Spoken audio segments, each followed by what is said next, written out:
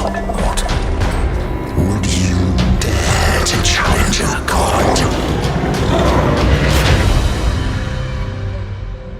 You seek untold riches, eternal life, and divine powers. It leads you to this accursed temple, a seemingly infinite labyrinth of bottomless pits, deadly traps, and monsters. That's the Steam description of Curse of the Dead Gods. Hey friends, welcome back to Axial GT. Today we'll be looking at a game I've been watching for a while. The game entered early access on Steam March 3rd, 2020, and was developed by Passtech Games. And since the day it was released, I have to say I've been playing a lot of it. And while I usually wouldn't make a full review of an early access game, I thought I'd give you my first impressions of Curse of the Dead Gods. But before we dive in, don't forget to like, subscribe, and hit the bell for future Axial GT content.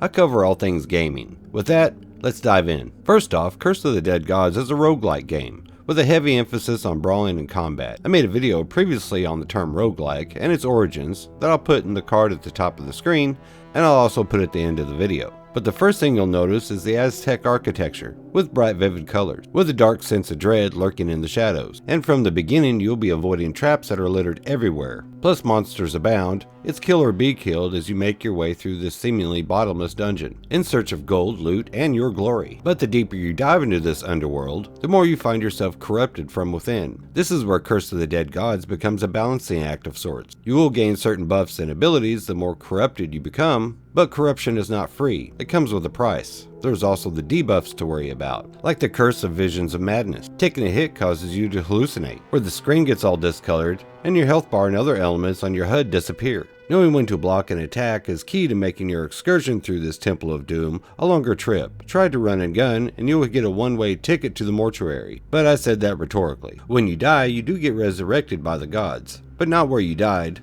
That would be too easy. No, you're resurrected back at the beginning of this journey, only to begin the arduous process of starting over and trying to make your way deeper into this godforsaken temple. Maybe that's why many people like roguelikes so well, including myself. They are a mastery of skill, but it also pits you against yourself. You're always asking yourself, can I make it further than I did last time? It's like Groundhog Day, until you get it right. Now, Curse of the Dead Gods is not all shits and giggles. It does have a downside. The biggest one is lack of content. But we are dealing with an early access game, so it's hard to knock off points for that. The game is short, with, so far, the game only includes the Jaguar section, the first of 3 planned segments of the dungeon, each dedicated to a different god. Passtech Games has stated, the game as it stands is a fully featured roguelite, with a challenging curve, tight combat, and dozens of weapons, relics, curses, rooms, and traps. All the core systems are in place. And they are right, it is all there. Maybe I'm just impatient. I want to see more. And speaking of more, they also said they will release 2 more sections in early access. But all in all, I really have enjoyed my time with Curse of the Dead Gods. The great gameplay,